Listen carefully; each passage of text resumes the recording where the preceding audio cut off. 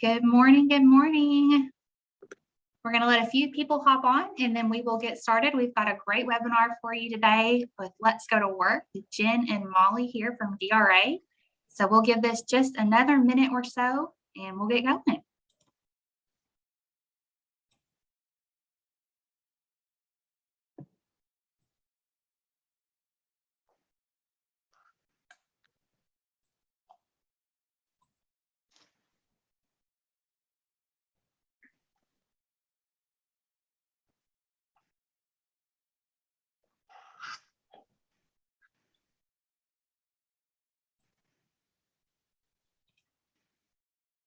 All right, looks like we've got people hopping on.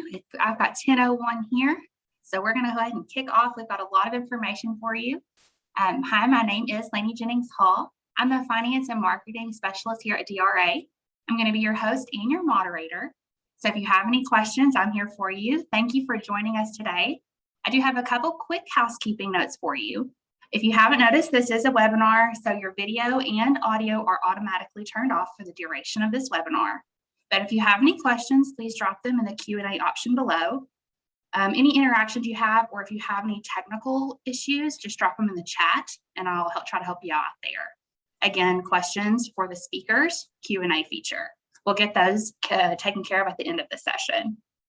Also, if you need closed captioning, there's a CC option at the bottom of your screen.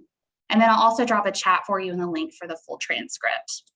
Courtney, if you'll go to the next slide, we'll go ahead and introduce our speakers. Excuse me. First up, we have Jen Goodwin.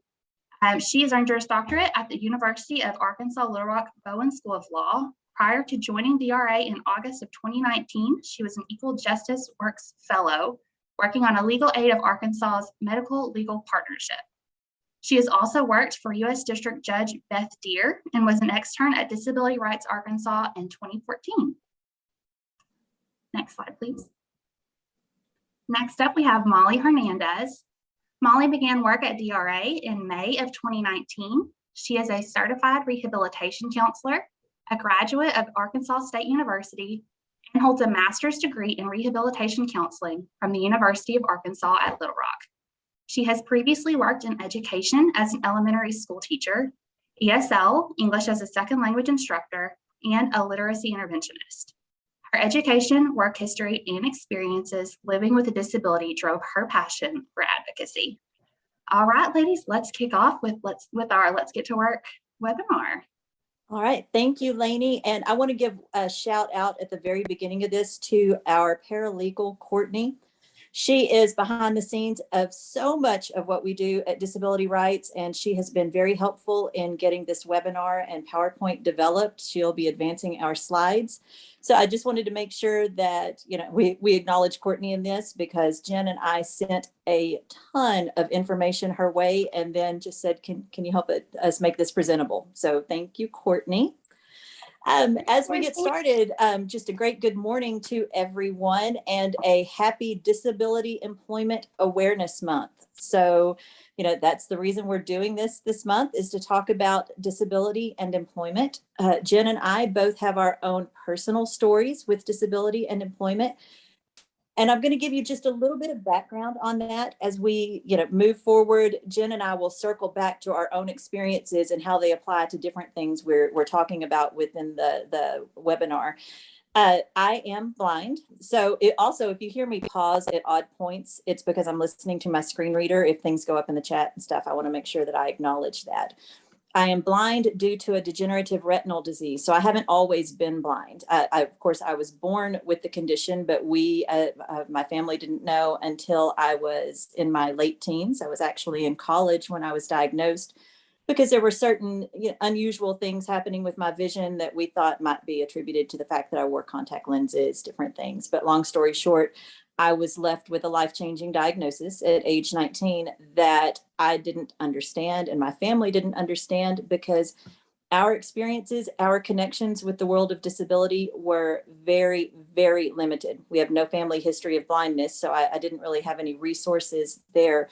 I've often said that, my concept of blindness was pretty much limited to watching Little House on the Prairie and seeing Laura's sister Mary. So it wasn't a very current reference to what blindness and disability is in the world today. But I'm telling you that because as I was given a diagnosis, I didn't really have direction or appropriate resources. I knew there was no treatment, no cure for what I had, but we didn't really know the rate at which I would lose my sight. And I was under the misconception that either you're blind or you're not. And if you're not blind, then, well, you don't really fit into the world of disability. And through that lack of knowledge, and also being at sometimes a non-compliant patient because there was no treatment or no cure, I really didn't stay in the appropriate contact with my healthcare professionals regarding things I was experiencing with vision loss. And in doing so, I didn't know that there were so many resources out there that could have assisted me as I adjusted to losing my sight. I didn't realize the time frame in which I'd lose my sight. It was kind of a wait and see diagnosis. So as things were changing, I just tried to change with it. And that's hard on a person to try and deal with disability alone. That's why we exist as an agency. That's why so many other agencies and resources are out there, because you can't do disability alone.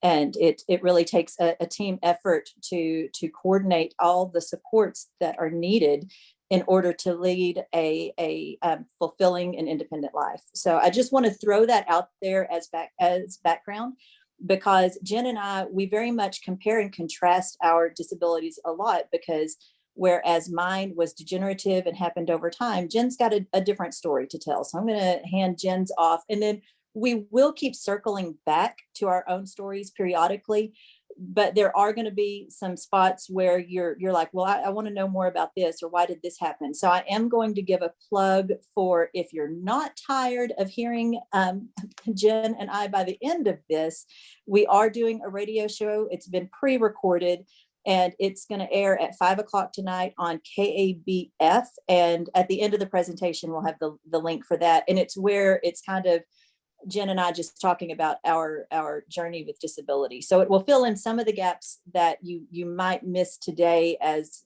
we're discussing different aspects of employment law, vocational rehabilitation.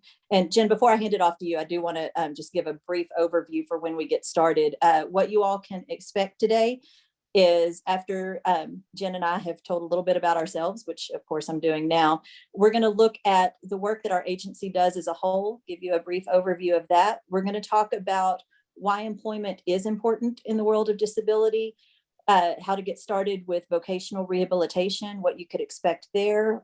We're also going to talk about when you're employed, disability-related accommodations and disability law. I do want to let you all know it's a lot of information, and we're just touching just the high points of it. I know it's a 90-minute webinar, but when we were first told, hey, you need to give a webinar on employment and disability, this is what we're going to do, it was just overwhelming on the scope of what we could discuss. So I do hope you all take away something important and enjoy this. So Jen, you go ahead.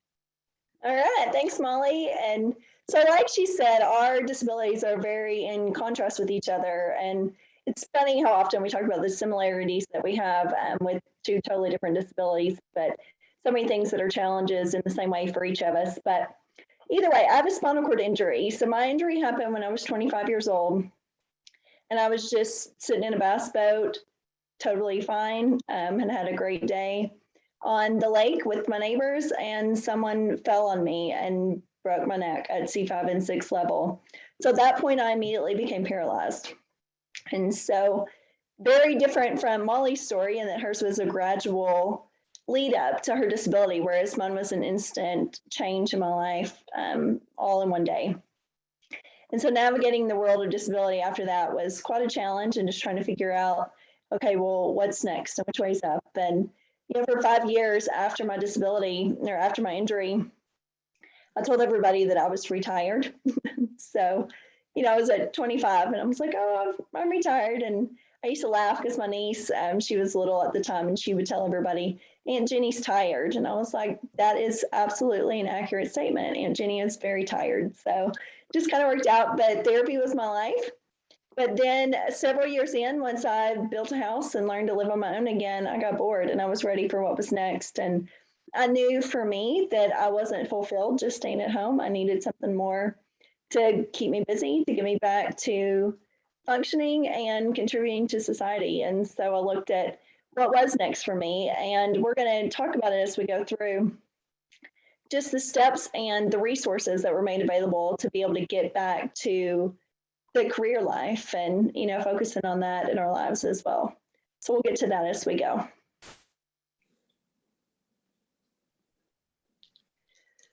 All right, so who we are and what we do. So Mollie and I are part of the CAP team here at Disability Rights Arkansas, which is the Client Assistance Program. That's part of what we focus on here at Disability Rights. But Disability Rights is an independent, private, nonprofit, nonpartisan protection advocacy organization. We're authorized by federal and state law to protect and advocate for the civil and legal rights of people with disabilities in Arkansas. We partner with people with disabilities to create an inclusive Arkansas. We want our state to be one in which the rights of all people are respected. All people have the right to be equal members of their communities and to live with self-determination. Our services help provide the information and supports to help make that happen.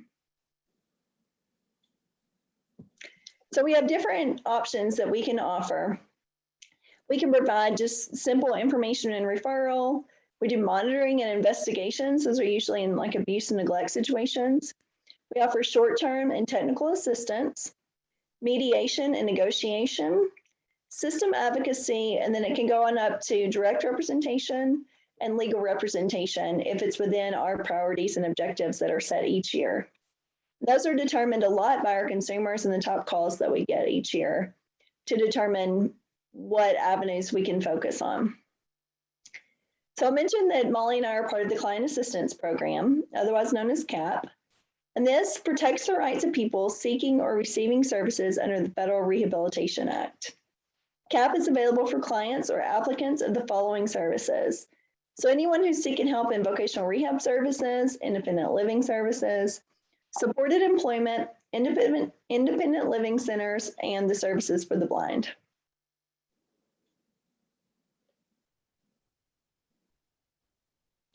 We also have the protection advocacy for assistive technology, otherwise known as PAT.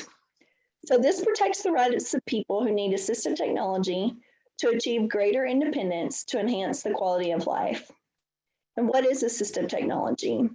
Assistive technology is any item or production system, whether acquired commercially, off the shelf, modified, or customized, or piece of equipment that's used to maintain, increase, or improve functional capabilities of people with disabilities.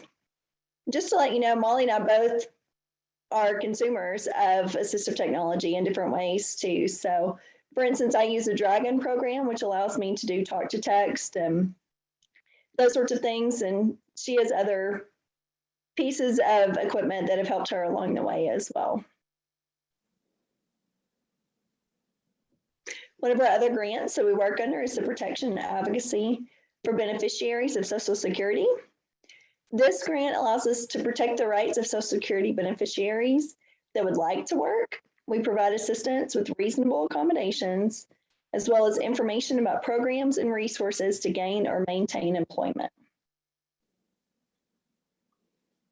And I think it's important to point out that these three grants in particular are very much connected to the world of employment and disability. Our agency does have other grants that we do operate under, but these are primarily where you'll find myself and you'll find Jen working, and certainly it's connected to disability and employment. All right, so speaking of disability, sometimes people get confused about what the definition is. We just wanted to highlight that from the very beginning. So a person who has a physical or mental impairment that substantially limits one or more major life activity. This can include people who have a record of such an impairment, even if they do not currently have a disability. It also includes individuals who do not have a disability but are regarded as having a disability. The ADA also makes it unlawful to discriminate against a person based on that person's association with a person with a disability. And like Jen said, we wanted to make sure that we threw this out at the very beginning because, although knowing the definition of disability may seem like common sense, it's not. Remember when I said, I was dealing with vision loss for a very long time, but I didn't know when I would have been considered a person with a disability. And it was very, very early on, probably at diagnosis, because I was already experiencing challenges that led me to an ophthalmologist to get the diagnosis. So when we're talking about activities of daily living, I was having to restrict driving. Of course, as things changed, I was having trouble navigating safely inside and outside of my home just through walking. And then of course we can get into reading. And keep in mind, I'm connecting a lot of this stuff to my personal disability. And I'm sure each of you have your own stories as well. And so what we need to remember is, when you're dealing with people who have a disability or even the perception of, there's a spectrum. There's a lot of things that, they may or may not know that they could be eligible for. Now, keep in mind, the ADA definition is very, very broad, and it exists to help people who are in positions where they might be discriminated against. There are other more narrow definitions of disability. For example, if you're trying to define or quantify a disability for benefits purposes. So we're looking at the ADA definition, but that's just to let you know that, okay, when I talked about the fact that I was trying to deal with disability alone and navigate things alone, I could have looked to this definition and realized, okay, maybe there are some supports out there. So while it might seem like a common sense thing, we did want to kick this off by saying, hey, let's be aware of the definition of disability. And again, we can't spend a lot of time digging into this particular definition, but having a record of a disability, even if you're not currently considered a person with a disability, that record of could lead to you to be in a position to be discriminated against, or even having a record of associating with people being with disability. There's a lot to dig into there, but we wanted to throw it out there at the very beginning. So, all right, next slide. Okay, and a big portion of, when we're looking at people with disabilities and the intersection with disability or with employment as well, is just looking at the stats that are out there right now. So the disability labor force stats, currently the employment population ratio, people without disabilities are working at about 73% versus 31.5% for people with disabilities. And unemployment rates are kind of a similar ratio as well. And that unemployment for people without disabilities is at about 5% in Arkansas and at 11.5% for people with disabilities. So just some very drastic differences in the workforce stats. And we wanted to look at this because when we talk about that intersection of disability and employment and this large discrepancy, one of the first things, that is of note within the world of disability is that disability and poverty, unfortunately, are intertwined. Especially when you look at the reduced workforce within the disability community, it's really disheartening to know that how disability and poverty are interconnected. So what is the first step out of that? To look for ways to make sure that people with disabilities are included and engaged in the workforce. So, and that's what we're going to discuss today is, how do we maintain employment? How do we attain employment? There's a lot to unpack here, but no one loves stats, but we did just want to show you a quick slide to just illustrate the fact that people with disabilities are not represented enough in the workforce. And we need to all work together, whether you're attending this as a person with a disability or a service provider. We all need to have this common goal to make sure that the workforce is more inclusive and diverse.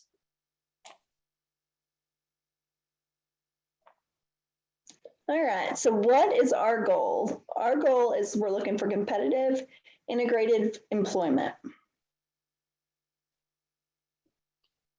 So the definition of competitive integrated employment, the Workforce Innovation and Opportunities Act, otherwise known as WIOA, defines competitive integrated employment as work that's performed on a part-time or full-time basis for which an individual is compensated at or above minimum wage and comparable to the customary rate paid by the employer to employees without disabilities performing similar duties and with similar training and experience, receiving the same level of benefits provided to other employees without disabilities in similar positions, at a location where the employee interacts with other individuals without disabilities, and presented opportunities for advancement similar to other employees without disabilities in similar positions. Okay, so competitive integrated employment, you're going to hear us say that, or CIE, as we move forward. I mean, that's the ultimate goal. And truly, it's what everyone wants. Okay, we want to see disabled individuals working along their non-disabled peers at receiving competitive wages and equal compensation for the work that is done. So, we don't want this to be seen as something unusual or different to see people with disabilities in the workplace. So our goal here is competitive integrated employment.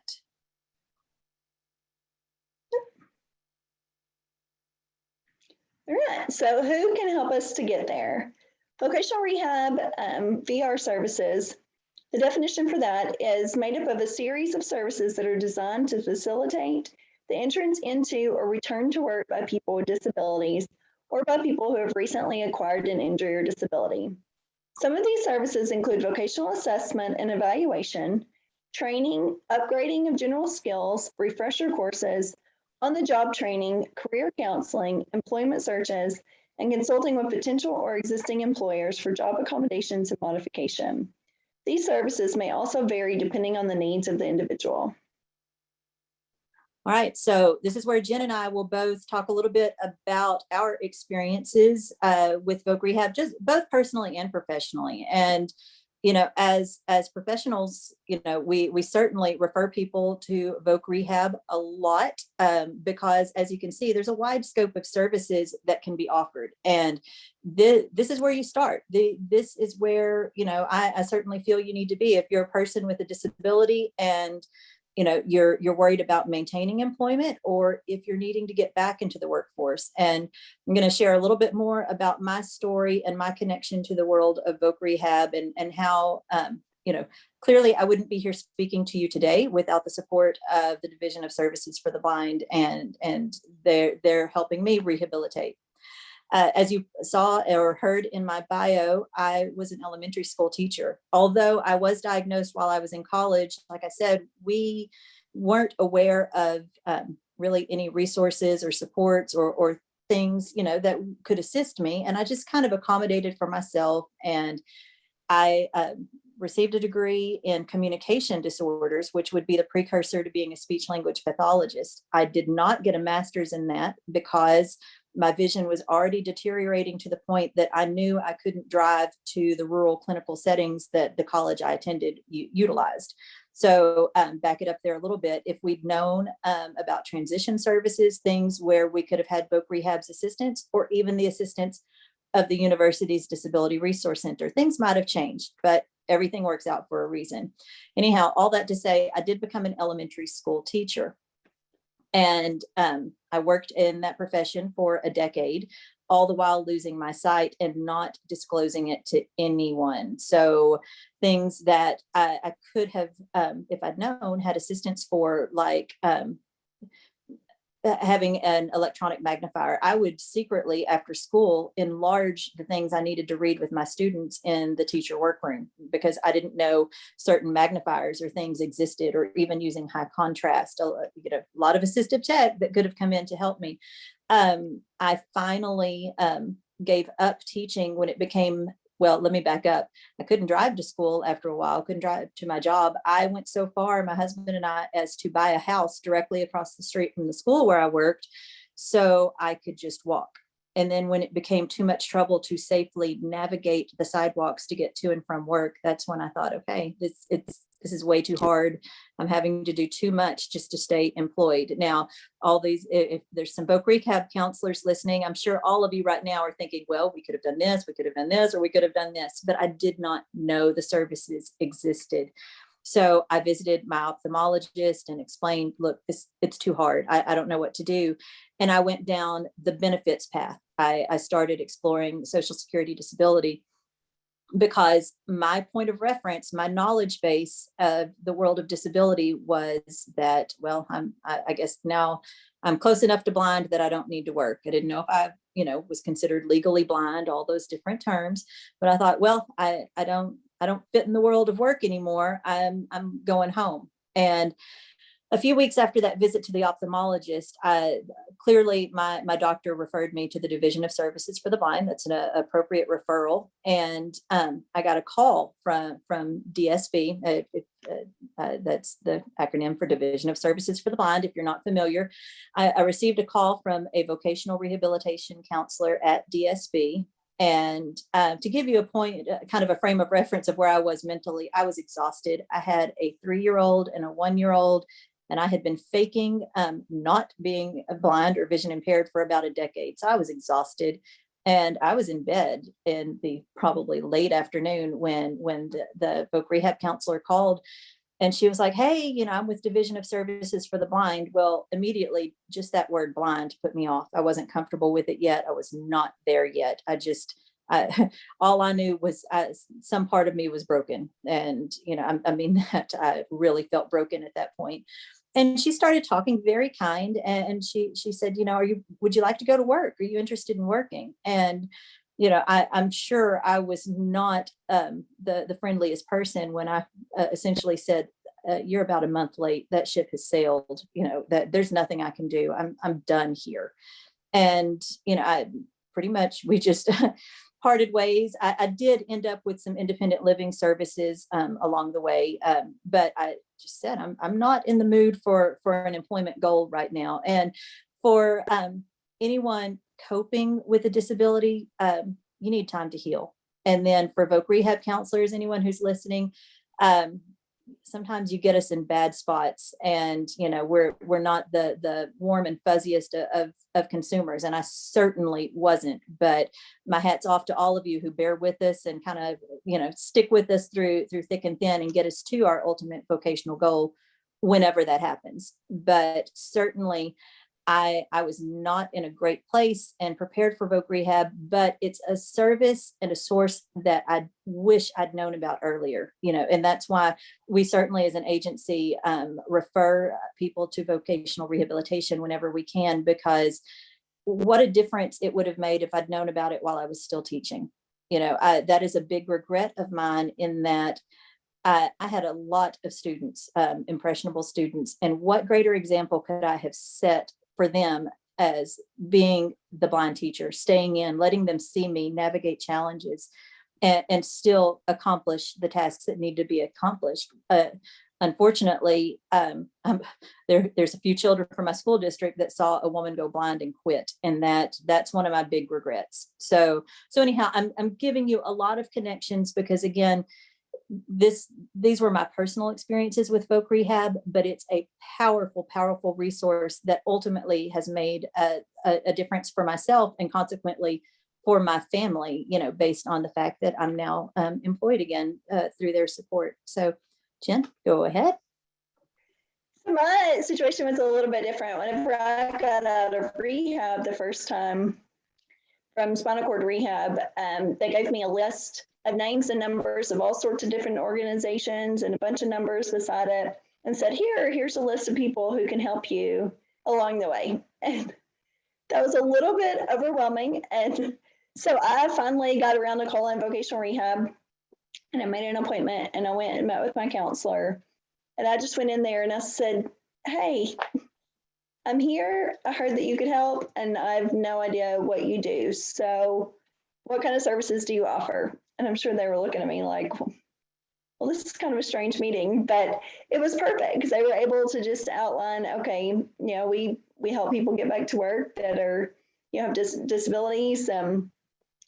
What are your goals and what are your plans for life? And I wasn't at the stage immediately then that I was ready to go back to work. Again, I was newly injured.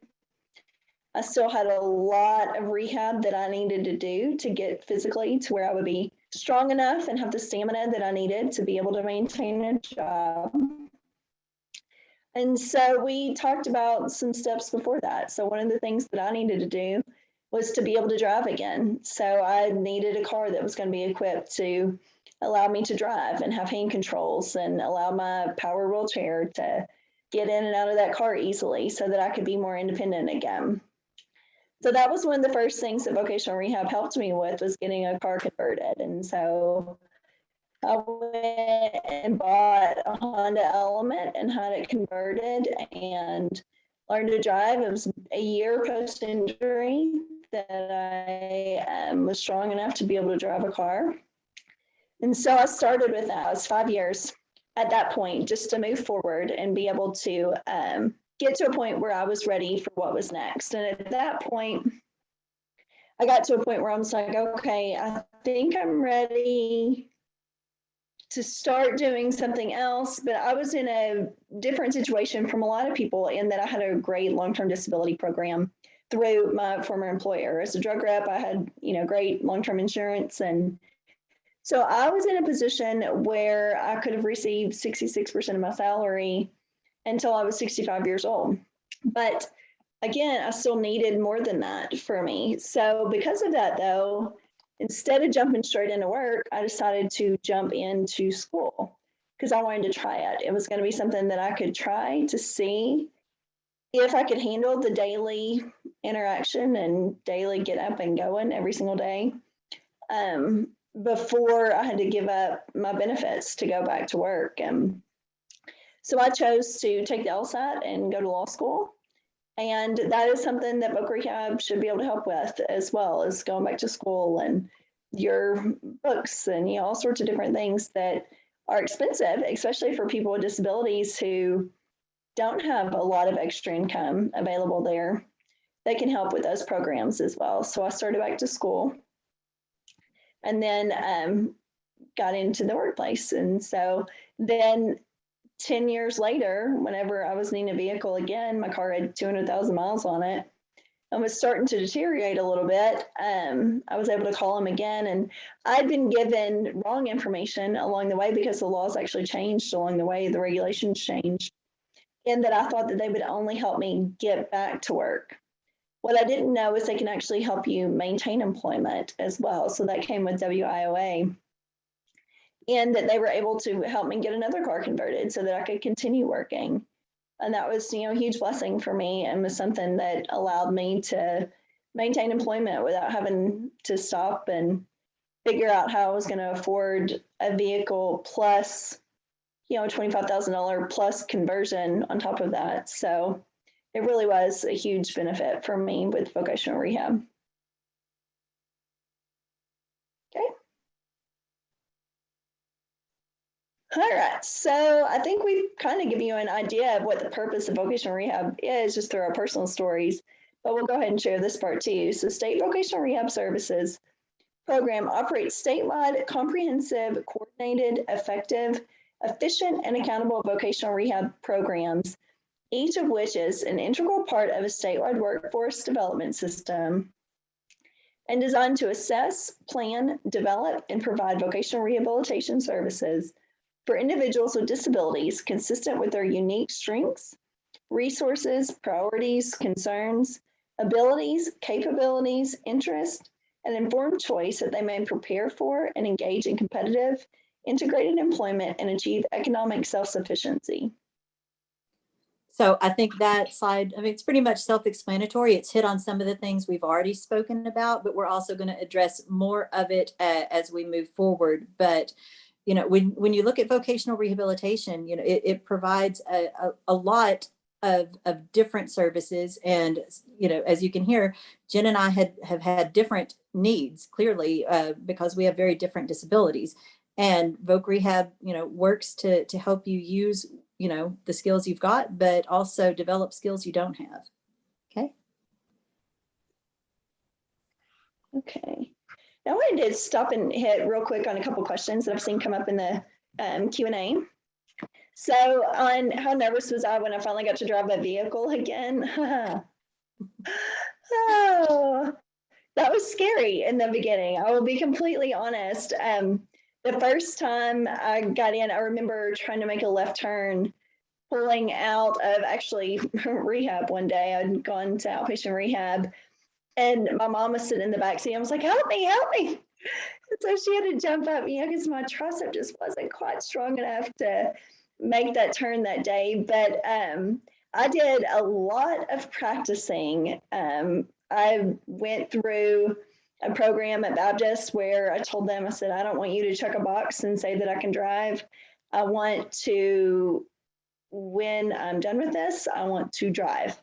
And so I was nervous in the beginning, but it ended up being okay. And as far as being nervous going back to work, absolutely. My first job was at Children's Hospital in the Medical Legal Partnership through Legal Aid. And I will tell you, my coworkers were incredible. The very first day that I started, my wheelchair broke down. So I had a 400-pound power wheelchair, and I was stuck in an elevator because it just decided to die in the elevator. So my coworkers had to put me in manual mode and push me to my office, which was a great way to get through all those butterflies and us just get to know each other. And they were always willing to jump in, and my coworkers now that I have as well, anyone's willing to jump in and help anytime that I need it. And they know that I'm going to help them out in ways that I can help them out as well. So it worked out. But yeah, there were certainly a lot of nerves, but they were nerves that were good and were worth getting through for sure. Then I see another question here. Is Disability Rights have a database of disability-friendly employers in Central Arkansas? And you work for our house. There's something we're looking forward to connect with because we have many clients facing homelessness or unable to find accommodating jobs. So I don't think we have a specific database, but it's something that I would say Voc Rehab would probably be a good first stop for that as well. That's what I was going to say. Doing an assessment to figure out what the person's strengths are and what sorts of jobs they would be best suited for, and look in there.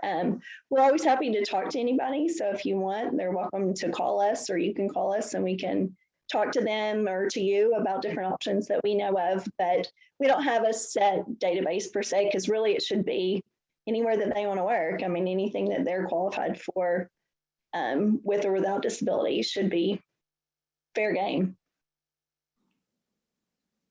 So, okay, I just want to stop and take those real quick. Yeah, and Jen, I'm not seeing Q&A, so if at any point one pops up that I need to hit, just tell me. Okay, for sure. All right, so now we're looking at the history of vocational rehab and the timeline. Okay, I'm just going to take this one because it's a lot and we still have a ton to move through. And basically the point of this slide is we wanted you to know that, you know, most people aren't aware of vocational rehabilitation until they need it. Certainly that's my case. I know it was Jen's.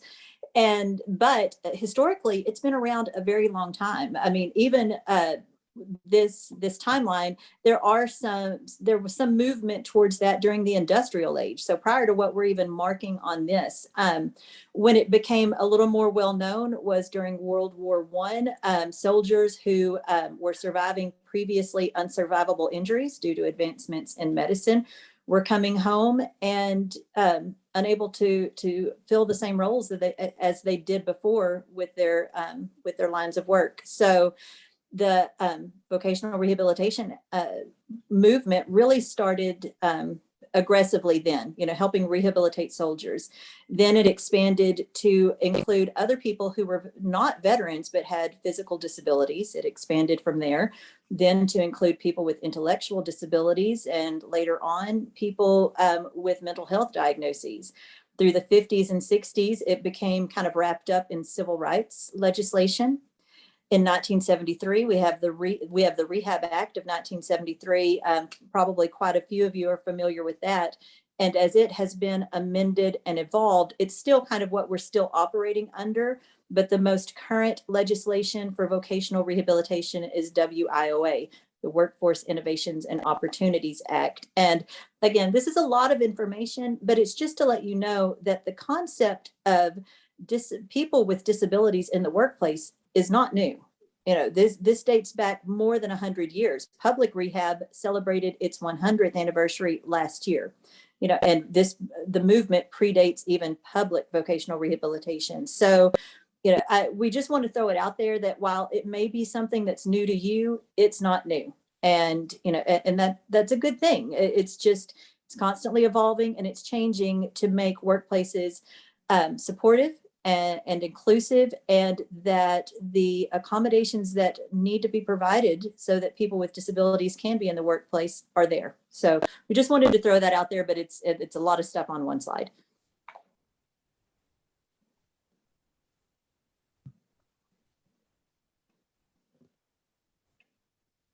Okay. Courtney, if you'll go to the next slide. Okay, and so where to get started? We just want to throw out a list of different resources that you guys can use. We'll be sending out the slides after this presentation as well. So these are active links that you can get into. A lot of information is great on the Job Accommodation Network, otherwise known as JAN. It's really great for punching in, what sort of disability you're looking at.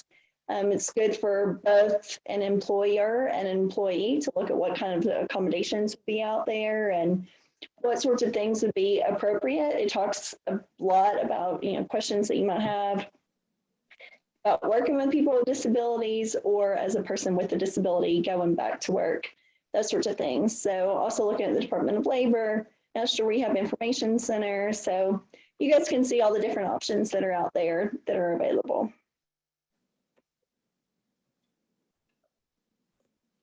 I think we can advance to the next one. And Lauren, I see your question too. We're going to have all of our contact information at the end of the slide or at the end of the presentation. And so you'll see that as well. But we do have an intake worker who takes all of our intake calls, and then she refers out to the appropriate person at that point. That's Christy Ferquin.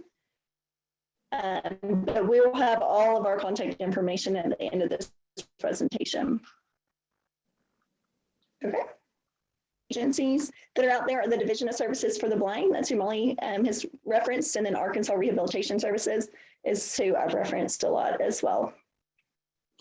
And if you're in another state, sometimes they are combined state agencies. In Arkansas, they just happen to, while they're both state vocational rehabilitation agencies, they operate in under different groups. So we have the Division of Services for the Blind and Arkansas Rehab Services. All right, so vocational rehabilitation counselors. They help people with physical, mental, developmental, or emotional disabilities to live independently. They work with clients to overcome or manage the personal, social, or psychological effects of disabilities on employment or independent living. Rehabilitation counselors help people with disabilities at various stages in their lives. Some work with students to develop strategies to live with their disability and transition from school to work. Others help veterans cope with mental or physical effects of their military service. So others help elderly people adapt to disabilities developed later in life from illness or injury. Some may provide expert testimony or assessments during personal injury or workers' compensation cases. Okay, so we just wanted to throw out what a vocational rehabilitation counselor does, because if you're new to all of this and you're not aware about vocational rehabilitation, then you're not even going to really know what to expect when you walk in. So you're going to be working with a rehabilitation counselor. And as you can tell from what Jen read on the slide, they do a lot. You might see them at different points in your life. Absolutely. Jen and I both hit them after we'd been employed, and, we're looking for what we could do next. we want to emphasize they do have a lot of roles. They coordinate services. So there's certainly someone to partner with. When you meet with them, this is going to be a collaborative effort. Work with your Voc Rehab counselor, and there's a lot of work to do when you have a disability, and a lot of planning that goes into place to getting what we'll talk about soon, an individualized plan for employment, developed. So, but we just wanted to kind of let you know, you're going to work with a rehabilitation counselor. This is a kind of an overview of what they do, depending on the capacity in which you are meeting them.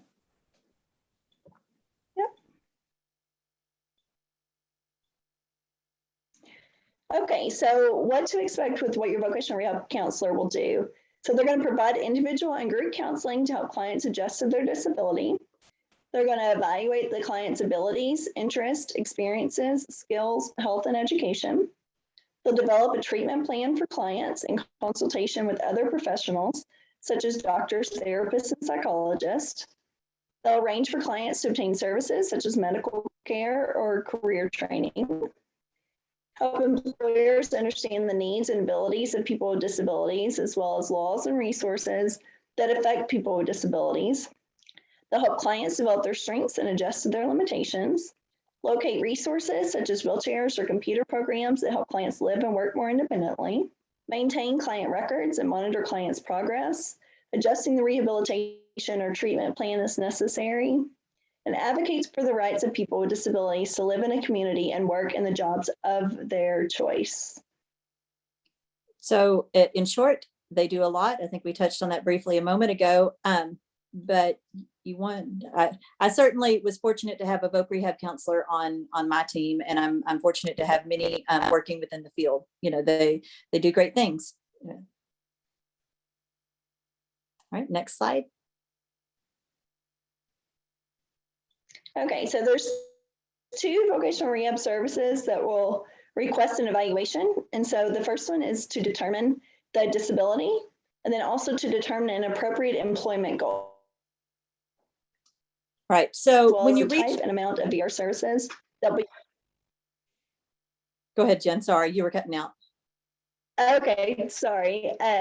So also to determine the appropriate employment goal, as well as the type and amount of VR services that will be needed to reach the employment goal. Okay, so we've talked about, you've contacted Voc Rehab, you've met a counselor, you go through application process, then you're going to go through evaluation. There's a lot of stuff that goes into creating what we'll see soon as your plan for employment. And the evaluations are and we'll talk about it a little bit we will talk in a little bit about the different types of evaluations, but there is a purpose. And, this is something, it's just a step in the process to making sure that your plan is appropriate and that your goals are appropriate. So we can go ahead and jump onto that next slide. Well, I was going to pause for a question again. Sure.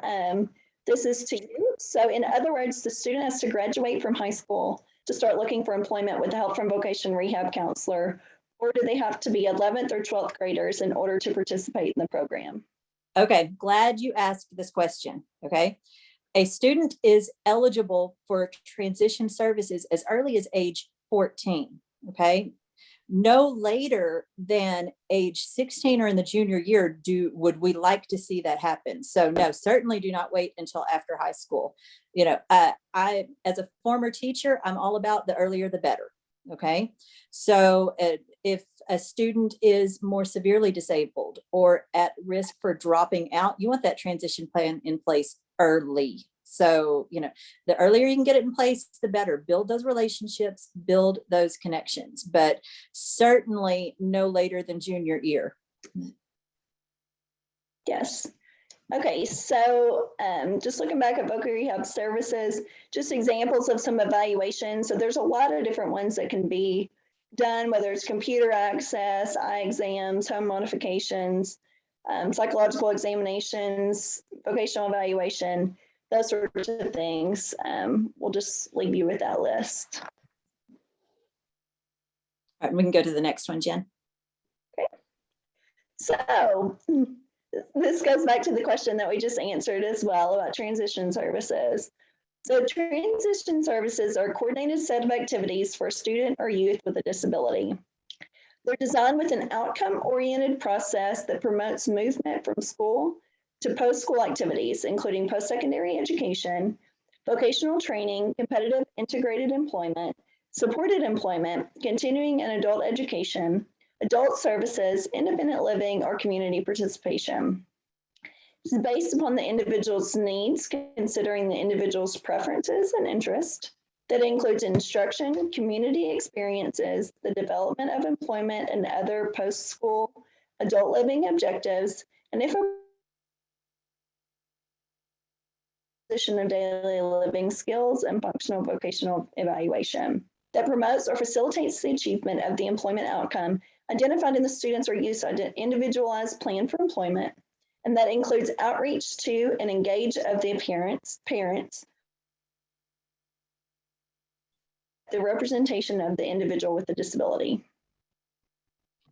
Okay, so touching a little more in depth here on transition plans. Of course, we talked just a moment ago about, when we'd like to see that in place. Just because the world of disability is full of acronyms and we want to make things as complicated as possible. If you've got a child with a disability, most likely they have an IEP, an individualized education plan.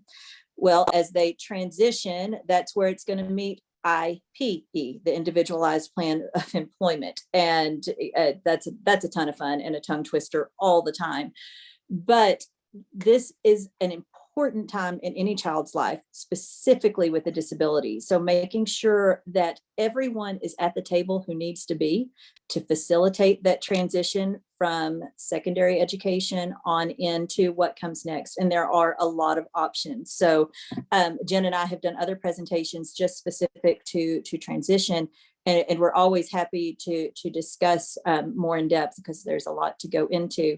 But, just know that you want Voc Rehab at the table while you're still in school, and you want to get that groundwork laid because, in addition to the fact that you're going to be looking at post-secondary training and job placements, you're also looking while you're still in school at just getting those soft skills in place as well. We're talking about things just as simple as responsibility, timeliness. There's so much that to consider with transition.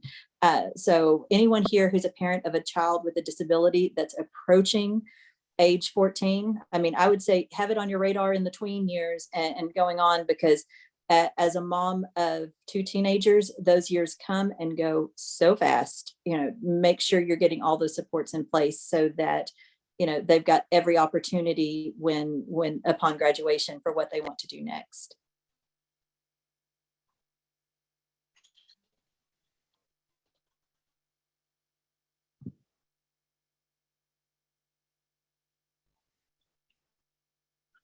Okay, I'm going to step in. The Individualized Plan for Employment, the IPE, an IPE can be developed with assistance of a state vocational rehabilitation counselor or on an individual's own with others assisting.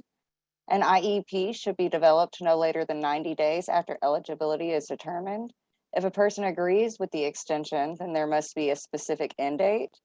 If the person does not agree with the extension, they should contact the client assistant program, which would be us. Okay, and thank you, Courtney. I guess we've lost Jen for just a bit here. So, now what we're talking about is that individualized plan of employment. That's your roadmap. That's what's going to guide and include all the services that you need to get to your vocational goal. So we'll talk a little bit in a moment about, choosing that goal, but we just wanted you to know that, after you've been deemed eligible, there's a 90-day timeline for this IPE to be developed. I do want to throw it out. Sometimes we do get questions about timelines. That's a deadline in my opinion, but communicate with your counselor. If you're a person seeking Voc Rehab services, and you have a case that's open and maybe there's specific deadlines related to school enrollment or different things, make sure you are communicating that so that, the timeline to me, should revolve around the consumer, who is the person receiving the services.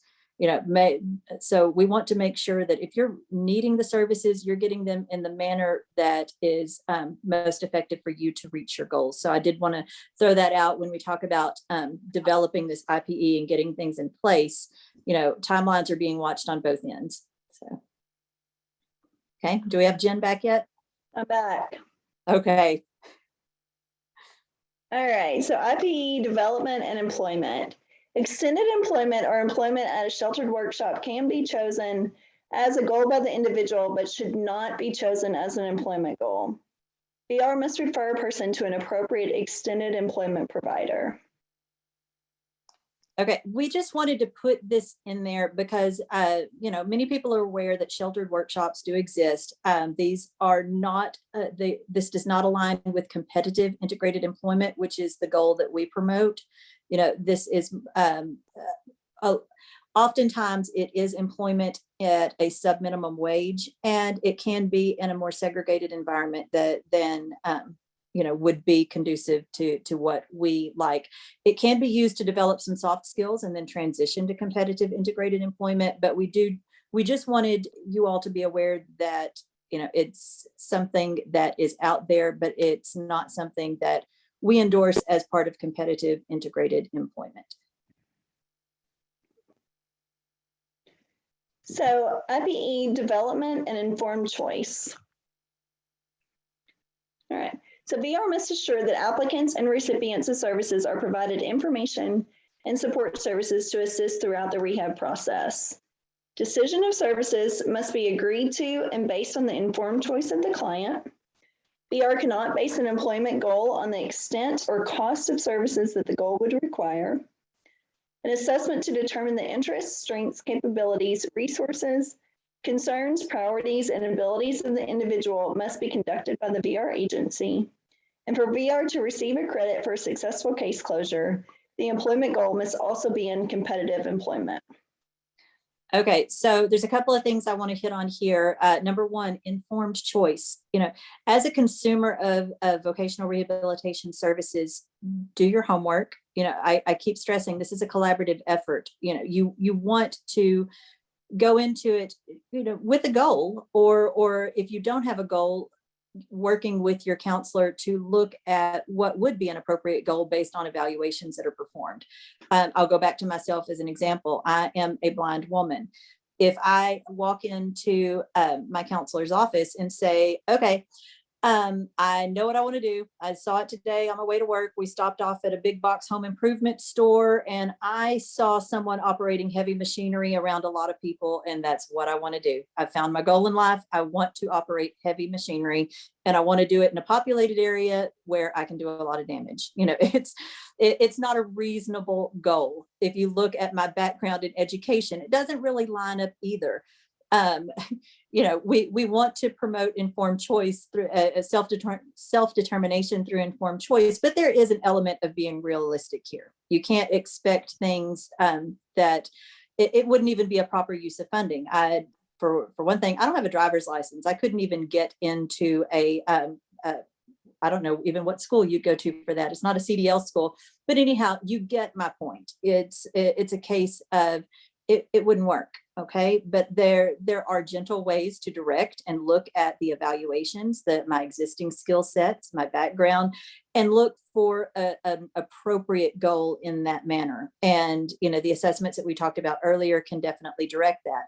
We do want to point out, however, that if you choose something, you've done your research, you've really looked, maybe you've compared universities that might offer similar programs, but one appears to be more accessible, things like that. Make sure that you present that and that you are aware that, goals cannot be restricted because of how much they'll cost, and that's something that we certainly see a lot. And essentially, we want to make sure that you're aware, your rights, ask the right questions. If you feel like something is being denied because of cost, let's do a little digging into that and see, because you can't be restricted based on the amount of money it will cost to rehabilitate you.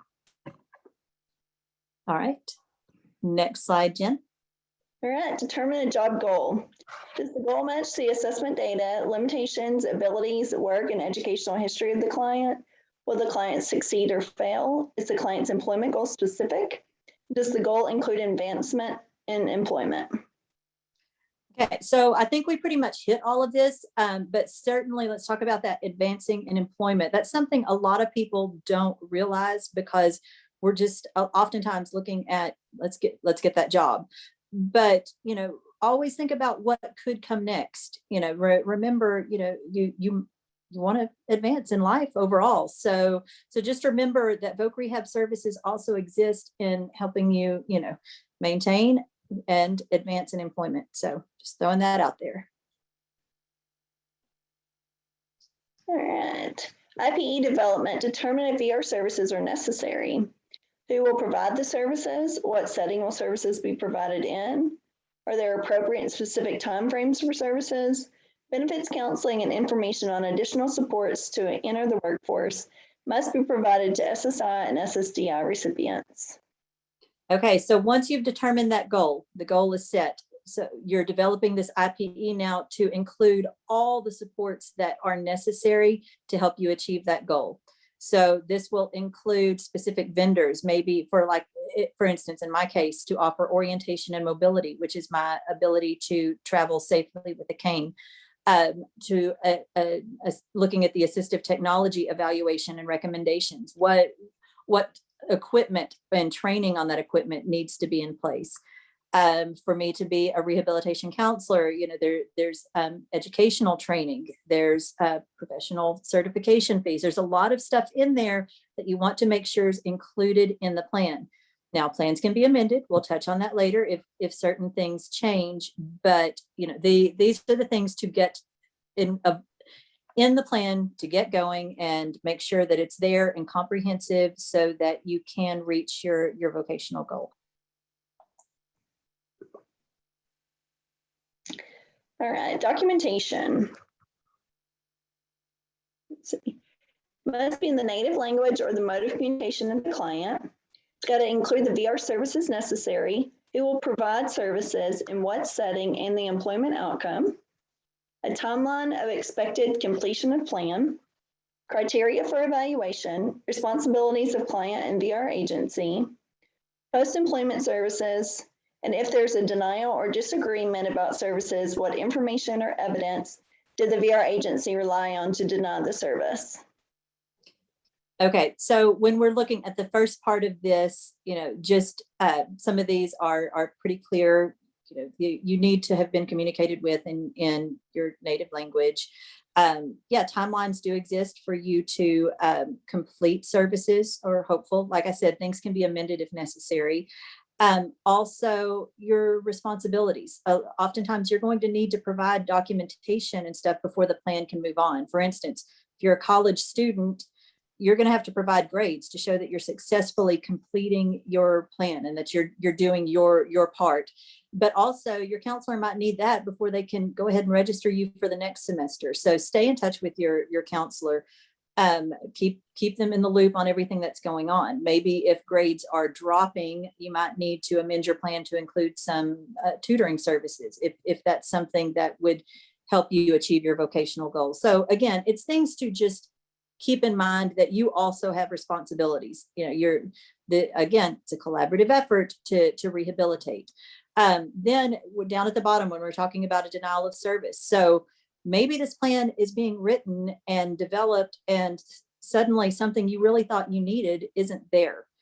And so that's when we're saying, okay, have you been denied service? Or maybe there's a miscommunication, something.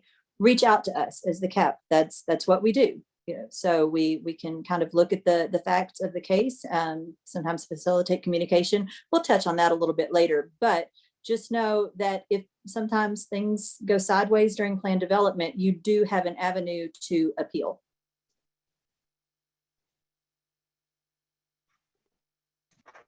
IPE developed. The IPE must be signed and dated by the client and the VR counselor.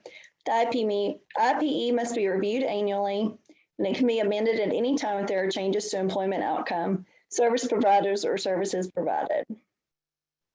Okay, so that's pretty much what we just talked about. You know, once, if everything went great and you agree to all the services, sign it and get going. You're on the road to rehabilitation and ultimately employment. And that's what we all want in a competitive integrated setting. So.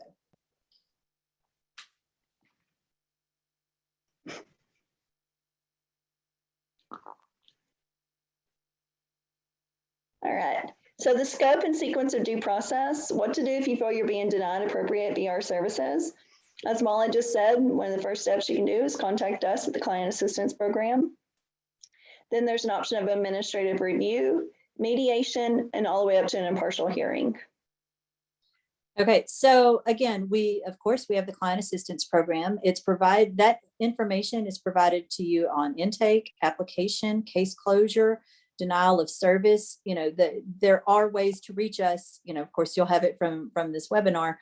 But, you know, upon contacting us, you know, we look at the case. If you seek advocacy or legal services, we will communicate with the state VR agency and see what's going on. Sometimes looking at the denial, we'll take a step to request an administrative review, which is where an administrator for the state agency will look at it and give an opinion on the decision. From there, it's an option for both parties to pursue mediation, which is where there's a little more negotiation and looking at the case closer and, you know, seeing if we can get to a resolution from there. And if not, it might proceed on to an impartial hearing, which Jen can discuss a little bit what that looks like. But understand, we do like to resolve things with the state agency in the most informal manner possible, but we can pursue other avenues as the process evolves. So go ahead, Jen, if you want to give a brief look at an impartial hearing. So an impartial hearing is more what you would expect to see. It's not in a courtroom, but it looks more like a typical hearing that you would expect. Both sides are presenting their case before, you know, an ALJ that's there to look at it and determine which side is correct. So it's just more like your typical hearing. Mollie, we do have a question in the Q&A as well. If you don't find your job through VR, can you still access support services? Yes. So if I'm understanding the correct question correctly, if you have already, you know, found a job and you're needing support basically to maintain employment, certainly explore VR services. Yes. Okay. All right, accommodations, a review of reasonable accommodations through the Americans with Disabilities Act.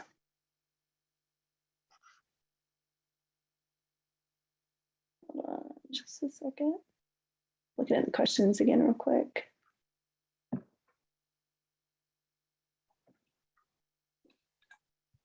And I feel like I might have missed one of the questions, and I don't see it in our Q&A at this point.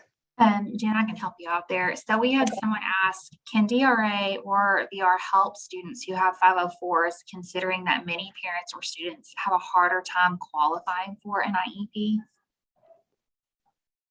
Yes. Yes. Yes. We can absolutely work with students on 504s as well as IEPs.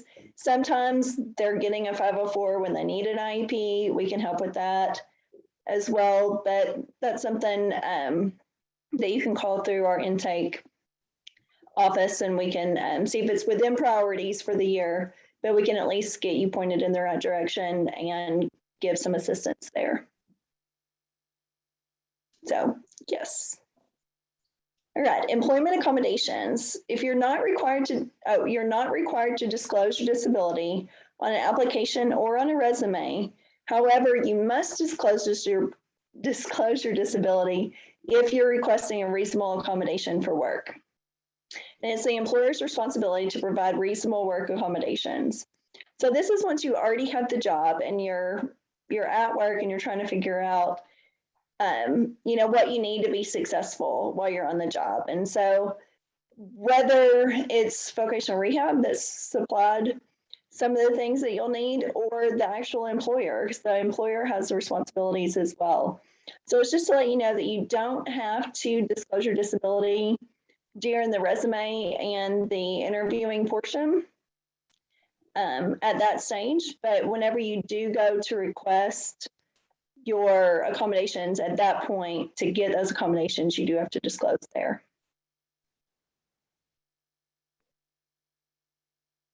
Okay. And what medical questions can employers ask on job applications? Disability-related questions cannot be asked by the employer before an offer is made, which means an employer cannot ask if the applicants have received workers' compensation, is or was addicted to illegal drugs, or about physical or mental impairments at that stage.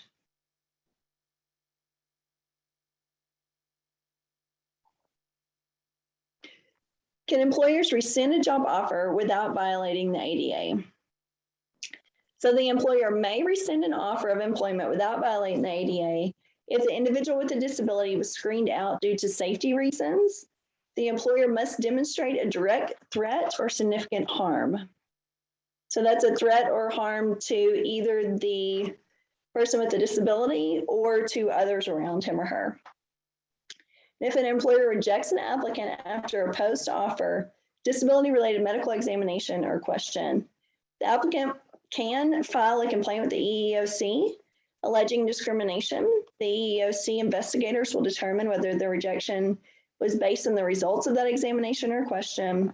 And if the examination or question screens out individuals with a disability, the employer must demonstrate that the reason for the rejection is consistent with business necessity and job related.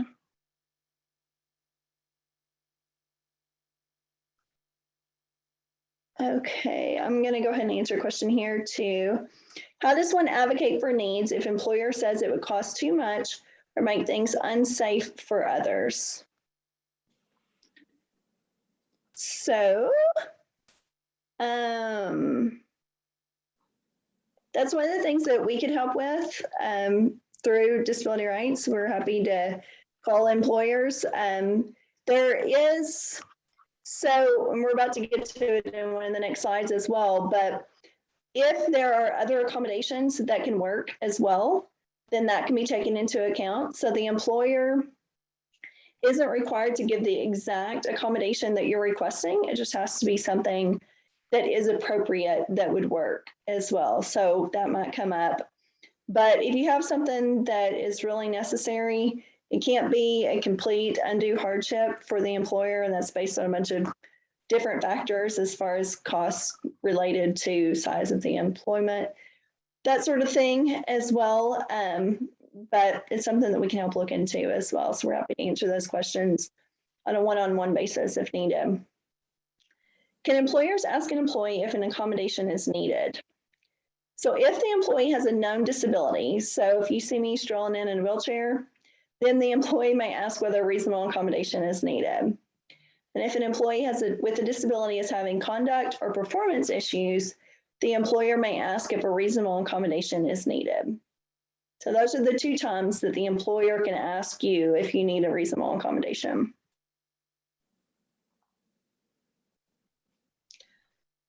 Determining effective accommodations. How can employers determine effective accommodations? So the first recommendation is just to ask the employee. So the person with the disability is usually the person who knows the most about what they need and what would be appropriate for them. So that's the first source, is just go directly to the person and just say, hey, what would make this better for you? Sometimes that's not the case. Sometimes, they're brand new and maybe they don't know what all the job's going to entail and what sorts of accommodations they're going to need on the front end. You can ask, where can employers get information about the types of accommodations that might be useful? This is where we go back to the JAN website. It's very helpful that you can type in the type of disability that you have and that it can show up different accommodations that would be appropriate. You could reach back out to Vocational Rehab. They do have services that are offered through that to allow different accommodations. There's somebody that can come out and help look at the job situation and figure out what sorts of accommodations would be appropriate there as well. Who chooses the accommodations? This I just mentioned in answering that last question. and that the employer gets the ultimate say in what specific accommodations are given, but it does have to be something that's appropriate and that will work for the person with the disability. What accommodations are not considered reasonable? So those are ones that are going to just cause an undue hardship on the employer. And if an employer provides an accommodation the ADA does not require, will that set a precedent for the next time an employee needs the same type of accommodation? No, not necessarily. So it's a little bit of a caveat there, but with that one, the ADA does not want to cause someone, they want you to always go above and beyond what the law requires. And so if you do go above and beyond that, then they don't want to limit anyone with that. So it's not to say, oh, well, if you do it this time, then you have to do it every time. But with that, they can't discriminate against different people. So if they do offer it for one, they should go ahead and offer it for the others as well. Go ahead. All right, so now that you have the job, let's review some employment law.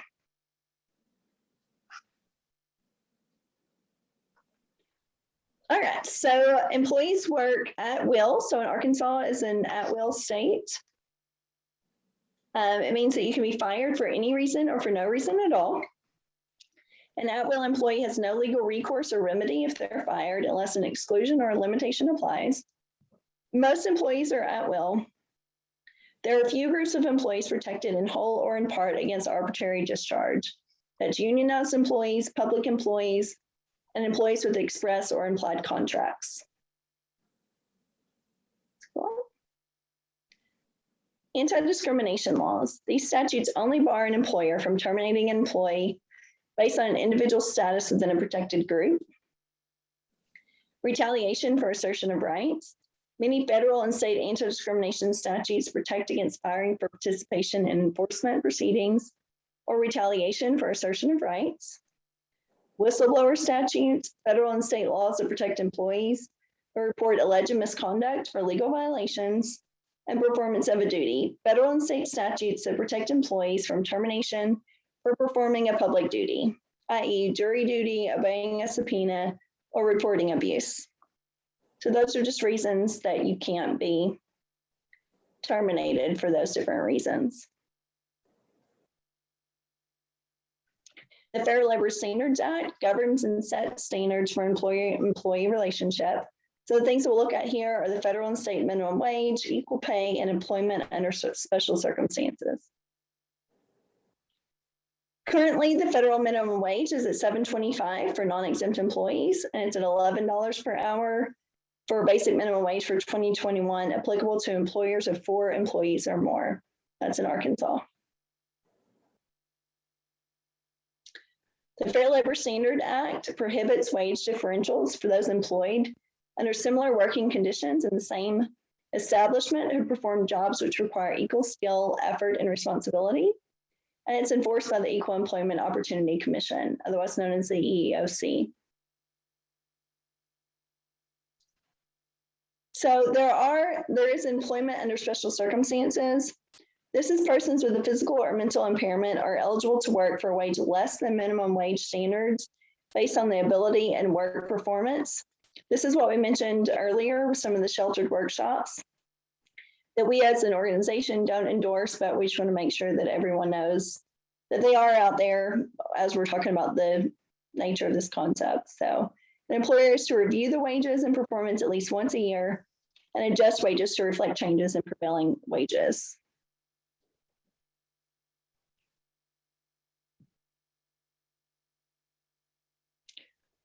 Okay, I'm going to go back and answer this question too. A statement means, can an employee be fired for tardiness, drug or alcohol use, or behavioral problems? Yes.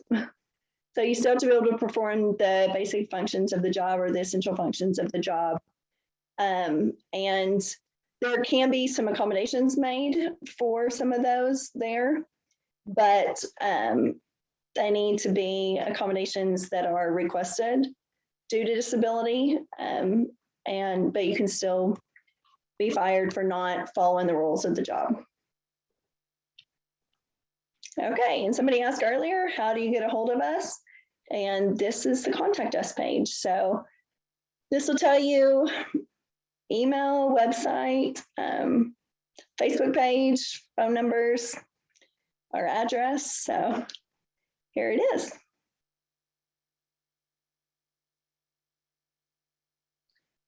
So we've got our resources listed for you guys to use. So you'll have these in the PowerPoint slides.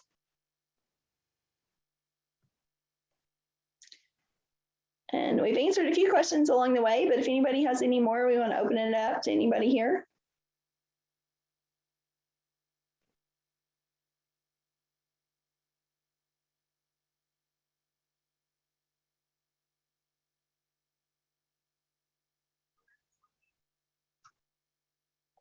Anybody?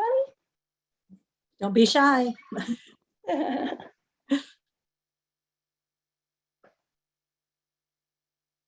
So, Well, while we're writing, do you guys want to just kind of reiterate the radio show tonight at all? Yes, and in a moment, we should have a slide pop up for that, that will tell when and where and how to access our radio show. And we also just want to thank everyone for participating. We know it's a lengthy webinar. We know it's a lot of information, but just want to make sure that everyone with a disability is given the opportunity to live within the community and achieve the same goals as those without disabilities. And one of those is employment. You know, Jen and I, we want to be just part of the group, not the exception. You know, so just make sure that, you know, if you've got questions, reach out to us. Jen and I are quite open about our own personal stories. Yes. Well, and Michael just threw it up in the chat. Jen and I, our stories do have a positive ending because of a great support network, but we're good self-advocates. If you need assistance developing self-advocacy skills, our agency has a grant for that as well, and Michael is part of that. So definitely, if you feel like, you know, you need some assistance in voicing your needs, reach out to us. absolutely. All right. Well, it doesn't look like we have any questions. Now I see one more. Oh, did you see one come through? Perfect. Yes. When you request transition services at school, is the parent supposed to contact VRS to initiate support, or is it the school? And should a VR counselor attend IEP meetings? The parent should initiate contact. The school should certainly support that. And I want everyone at the table. So I certainly want to see the Voc Rehab counselor at the IEP meeting. I agree. So, and I'm going to go ahead and throw something else in there too.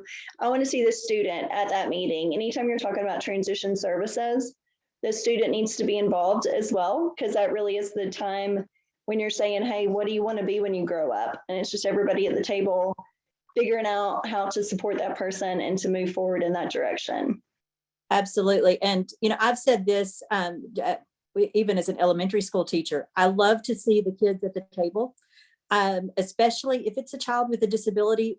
What better time to start teaching those self-advocacy skills? And, you know, there's a mantra within the world of disability, nothing about us without us. So teach your children that early. Obviously, be sensitive to certain topics as you're discussing and the way things are presented. But this is a great teachable moment to make sure those kids are at the table and learning to speak for themselves. Yes. All right, and tonight we do go more in details of our personal stories and the steps that we've taken to get back to work and some things along the way that have really helped. So, all right, we appreciate everyone. Yes, thank you ladies so much. Thank you, Jen, Molly. Thank you to our captioners and interpreters. And thank you all for attending and the great questions. We hope you've learned and enjoyed this presentation. We do ask that you take the short survey at the end of this webinar. That'll come up for you. Also, Courtney, if you'll go to the next slide, we are going to have another webinar. Our next one is in January. If you want to learn a little bit more about the healthcare Medicaid pass system, make sure you join us. I'm going to drop a link to the registration. It's a very bare bones registration right now, but we wanted to give you the first glimpse at that. That'll be in January. Stay tuned for more information and have a good rest of your day. Bye, Thank you guys. all.